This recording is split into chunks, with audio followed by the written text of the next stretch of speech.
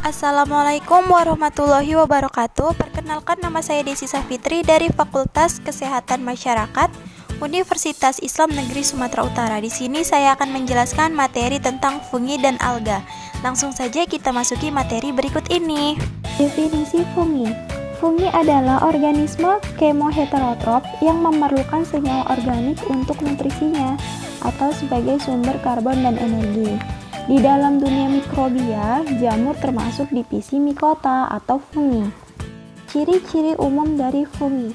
Yang pertama, eukariotik atau memiliki membran inti, tidak memiliki klorofil atau heterotrop, uniseluler dan multiseluler, beberapa memiliki zat warna, mendapat nutrisi dengan absorpsi, bentuknya yang bermacam-macam dan dinding sel tersusun dari zat kitin.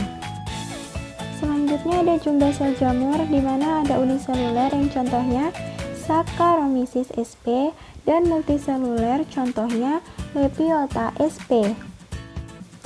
Macam-macam bentuk fungi atau jamur. Ada yang berbentuk payung, contohnya Falvariella sp, berbentuk bulat, contohnya Agaricus bisporus, dan yang berbentuk kuping, Pleurotus ostreatus. Struktur dan fungsi tubuh. Di sini ada hifa, di mana fungsinya sebagai benang-benang halus, ada septum sebagai sekat atau dinding, ada hifa senositik sebagai hifa yang tidak berseptum, dan ada miselium, hifa yang bercabang membentuk anyaman, miselium vegetatif menyerap makanan, miselium generatif menghasilkan spora, dan haustoria atau hujung hifa. Cara hidup fungi. Yang pertama ada saprofit, yaitu memperoleh zat organik dari sisa-sisa organisme mati. Yang kedua parasit, yaitu memperoleh zat organik dari organisme hidup yang lain atau inangnya. Dan yang ketiga ada simbiosis, yaitu memperoleh zat organik dari organisme hidup yang lain atau inangnya, namun dia bersifat menguntungkan bagi inangnya. Habitat jamur. Jamur dapat hidup dalam berbagai kondisi lingkungan, di antaranya di darat dan di laut, di tempat yang lembab, di tempat yang mengandung zat organik, dan di lingkungan yang asam. Reproduksi pada jamur terbagi menjadi dua, yaitu reproduksi secara seksual, terjadi dengan pembentukan kuncup atau tunas pada jamur uniseluler serta pemutusan benang hifa, atau fragmentasi miselium, dan pembentukan spora aseksual atau sporovegetatif pada fungsi multiseluler. Sedangkan reproduksi secara seksual dilakukan oleh spora seksual yang dihasilkan secara singami. Berdasarkan divisinya, jamur dibedakan menjadi 4 divisi. Yang pertama ada Zygomycotina, kedua ada Ascomycotina, ketiga Basidiomycotina, dan keempat ada Deuteteromycota. Divisi Zygomycotina, ciri-cirinya hifa tidak bersekat, dinding sel dari zat kitin, saprofit dan parasit, reproduksi seksual dengan Zygospongarium, dan reproduksi aseksualnya dengan Sporangium. Pemanfaatan Zygomycota. Beberapa jenis jamur dari divisi Zygomycota yang dapat dimanfaatkan antara lain Rhizophus oryzae untuk pembuatan tempe, dan Rhizophus stolonifer yang berperan dalam membusukkan roti. Ciri divisi Ascomycotina. Yang pertama, hifanya bersekat, saprofit, parasit, dan bersimbiosis dengan alga biru membentuk lichenes. Reproduksi seksual dengan ascus membentuk ascocarp. Reproduksi aksesual dengan conidium. Divisi Basidiomycotina memiliki ciri-ciri hifa bersekat, saprofit, parasit, dan bersimbiosis dengan akar tumbuhan membentuk mikoriza. Reproduksi seksual dengan Basidium membentuk basidiokarp. Reproduksi aseksual dengan conidium. Pemanfaatan Basidiomycota. Ada beberapa jenis jamur pada divisi Basidiomycota yang dimanfaatkan sebagai bahan obat-obatan seperti Ganoderma aplanatum dan Polyphorus gingaetum.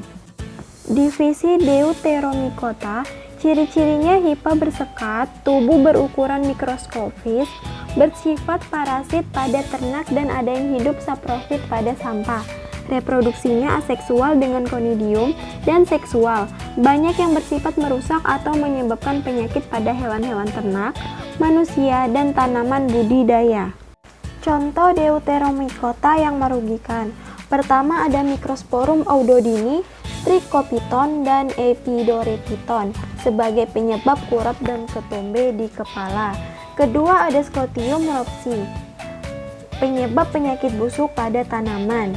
Ketiga ada Helminthosporium oryzae, penyebab kerusakan pada camba dan buah.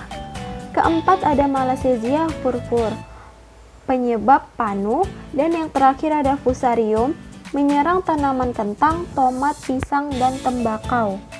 Oke, selanjutnya ada alga, di mana alga merupakan sekelompok organisme yang memiliki klorofil untuk berfotosintesis, eukariotik, tidak memiliki akar, batang, daun sejati, umumnya akuatik, seluler dan multiseluler, dan pengelompokan berdasarkan pigmen fotosintetik yang dimilikinya.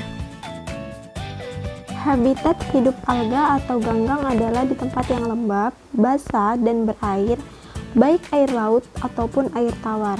Alga mempunyai ukuran yang bervariatif antara jenis yang satu dengan lainnya, mulai dari yang ukurannya kecil sampai yang ukurannya sangat besar. Alga bereproduksi secara aseksual atau vegetatif dan seksual atau generatif. Reproduksi aseksual pada alga terjadi dengan pembelahan binar, fragmentasi, dan pembentukan spora vegetatif. Sedangkan reproduksi seksual pada alga terjadi secara konjugasi, singami, dan anisogami, di mana proses konjugasi adalah proses saling berlekatannya dua individu yang berbeda jenis, dengan diikutinya terjadi plasmogami atau peleburan plasma sel dan juga karyogami atau peleburan inti sel. Selanjutnya ada singami atau isogami adalah peleburan antara dua sel gamet yang sama dengan bentuk dan ukurannya, tetapi berbeda jenisnya, yang kemudian diikuti dengan terjadinya peleburan inti. Dan yang ketiga ada anisogami, di mana terjadinya peleburan antara sel gamet yang ukuran dan bentuknya berbeda. Klasifikasi pada alga.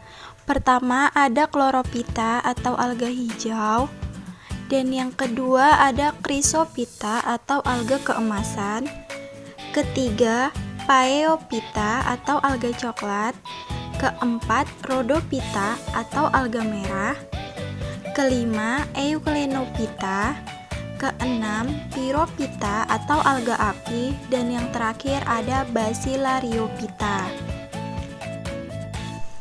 Chlorophyta adalah alga yang memiliki warna kloroplas hijau, dan pigmen yang dominan dalam alga adalah klorofil A dengan klorofil B. Berdasarkan langkah-langkah penelitian, dijelaskan bahwa bentuk kloroplas dalam alga hijau sangatlah bervariasi, seperti berbentuk bintang, spiral, dan mangkuk. Alga hijau memiliki banyak manfaat bagi manusia seperti menurunkan berat badan, upaya pencegahan kanker, upaya mencegah kesehatan jantung, menurunkan kadar kolesterol, dan menghindari stres. Chrysophyta adalah alga dengan warna keemasan yang dihasilkan dari pigmen xanthofil dengan karotin dalam jumlah yang dominan, dan alga keemasan menjadi salah satu jenis alga yang populer di Indonesia. Alga keemasan sering dimanfaatkan untuk berbagai keperluan seperti bahan dasar pembuatan kaca. Phaeophyta adalah salah satu alga yang memiliki jumlah sel banyak, dan talus pada alga coklat memiliki pelekat yang menempel pada tubuhnya, dan bagian tubuh lain alga coklat mengapung di atas air. Alga coklat memiliki banyak manfaat seperti pembuatan es krim, membuat salep, membuat pil, membuat pasta gigi, dan untuk membuat makanan rumput laut. Rhodophyta adalah satu-satunya filum yang tidak memiliki tahapan flagella dalam siklus hidupnya.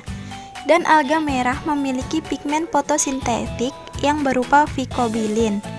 Alga merah adalah salah satu alga yang bermanfaat untuk pembuatan obat pencuci rambut atau sampo.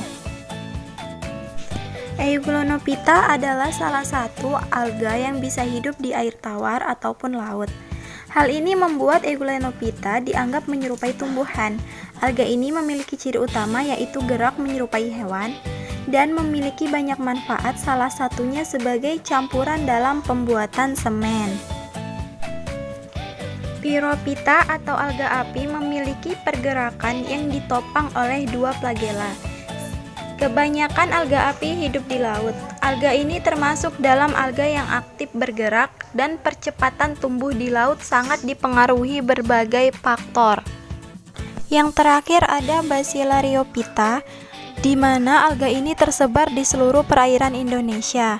Jumlah alga ini sangatlah berlimpah, jadi sangatlah mudah untuk ditemukan dan menjadi komponen penting di perairan laut. Terima kasih karena sudah menonton video ini, semoga bermanfaat.